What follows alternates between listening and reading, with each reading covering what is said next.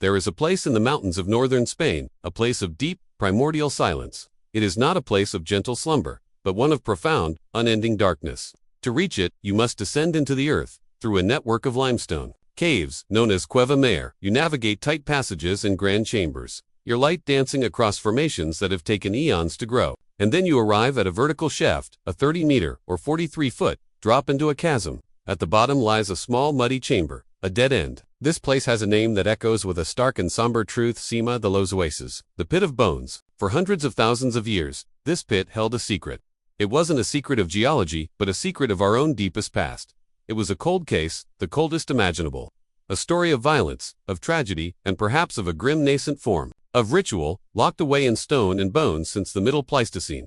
This is the story of how we solved a 430,000-year-old murder. Our story truly begins not in the deep past, but in the 1980s, when a team of Spanish paleontologists, led by the likes of Juan Luis Arzuaga, began the painstaking excavation of the Sima. What they found was staggering. Not just a few scattered fossils, but a dense, tangled jumble of bones. Over 6,000 human fossils, belonging to at least 28 separate individuals.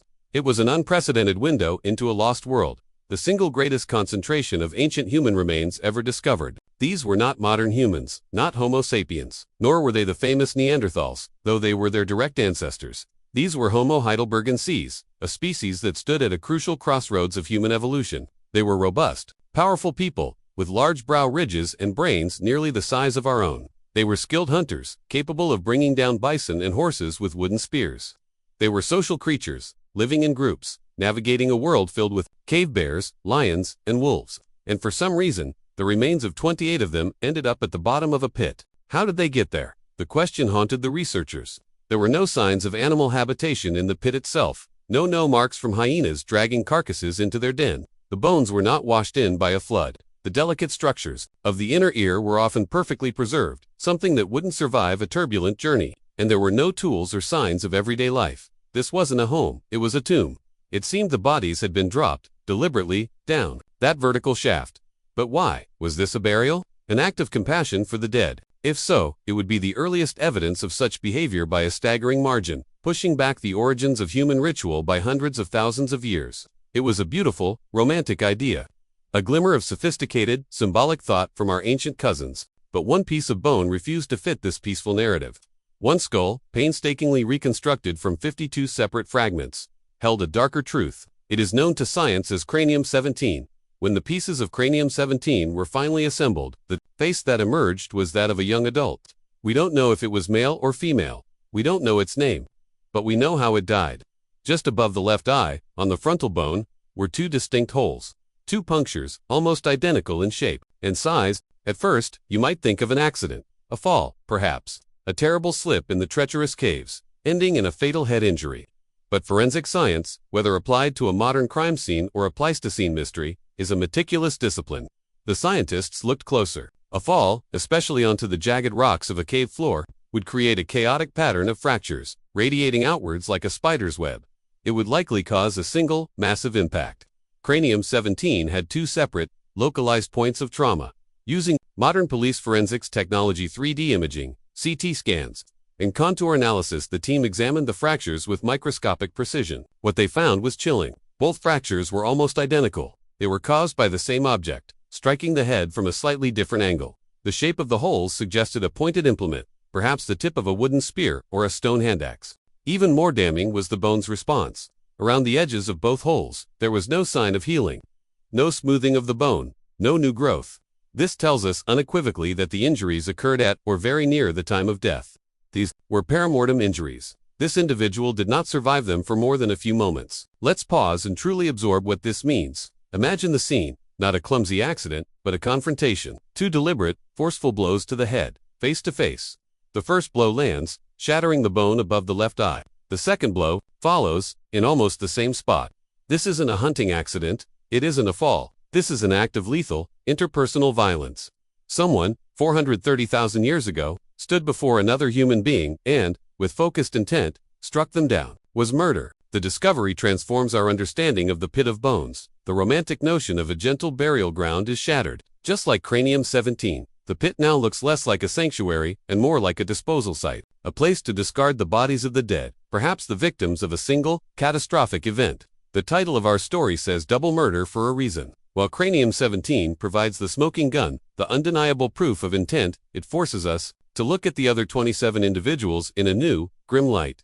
Was this a lone act of violence, with the victim's body disposed of alongside others who died of natural causes?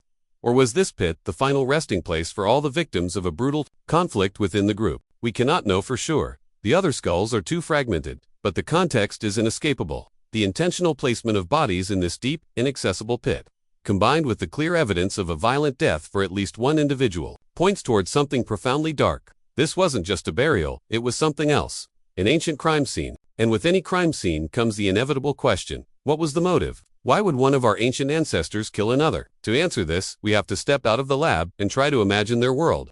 Life in the Pleistocene was brutally hard. Resources were scarce. Competition, both with other species and with other human groups, would have been constant. But the murder of Cranium-17 was intimate. The two blows were delivered face to face. This suggests a conflict within the social group. Were they fighting over food? A mate? Was it a struggle for dominance, for leadership of the clan? Homo heidelbergensis had brains large enough to support complex social structures, with hierarchies, alliances, and rivalries. They were capable of cooperation, as their successful large-game hunting proves. But the capacity for cooperation always walks hand in hand with the capacity for conflict. To organize a hunt requires communication and planning. To organize a murder requires the very same cognitive skills. Perhaps the act was not one of rage, but of cold calculation. Perhaps this individual was seen as a threat to the group's stability, or perhaps it was something we can barely comprehend, a form of ritual killing tied to beliefs we can never uncover. What we can say for certain is that this act required a mind capable of intention, of understanding cause and effect. The mind of the killer knew that striking someone in the head with a heavy, pointed object would result in death. This is a profoundly unsettling thought. We often like to imagine a state of nature before civilization, a time of simple, innocent harmony.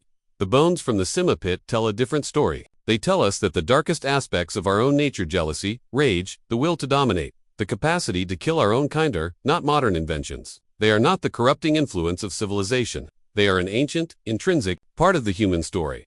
They are as old as we are. The murder of Cranium-17 is arguably the first definitive case in a long, bloody history of human-on-human violence that stretches all the way to the present day. The story of Sima de los Huesos is therefore a story of immense consequence. It reveals the dawn of two uniquely human behaviors, intertwined in that dark pit. The first is the act of murder, the willful killing of a member of one's own species. But the second is what happened after the death. The body, along with 27 others, was carried through a difficult and dangerous cave system and deliberately deposited in the pit. Why? If it was just about disposal, there were easier ways. Why? Carry a body to this specific, remote chamber. This act of carrying the dead to a designated place, even if that place is a charnel pit, is in itself a form of symbolic behavior. It is a recognition that a dead body is something other than refuse. It is the beginning of funerary practice. It suggests that these ancient people had a concept of death and a social response to it. In this dark pit, we see the two great poles of human experience emerging together: our capacity for brutal violence and our capacity for symbolic thought and ritual. We see the birth of murder and, side by side, the birth of the grave. It's a chilling duality. The killer, or the killer's group, took a life. And then, they took the body and gave it to the earth in a specific, intentional way. Was it an act of remorse? A way to contain a restless spirit? A simple, pragmatic solution? That became a tradition. We will never have the final answer. The voices of Sima de los Huesos are silent. All we have are the bones. Bones that whisper a tale, not of noble savages or brutish beasts, but of beings remarkably like us. Beings capable of planning, of social cooperation, but also of intense, personal violence. The skull of Cranium-17 is more than just a fossil. It is a 430,000-year-old testament to an individual tragedy. It's the story of a life cut short. It reminds us that behind the grand sweep of human evolution, with its timelines and species names, there were always individuals who lived, who loved, who feared, and who died. Some died peacefully, and some, like the person we know only as Cranium-17, died at the hands of another. Reaching back across an almost unimaginable gulf of time, we have looked upon the face of one of humanity's first known murder victims, and in doing so, we are forced to look at ourselves.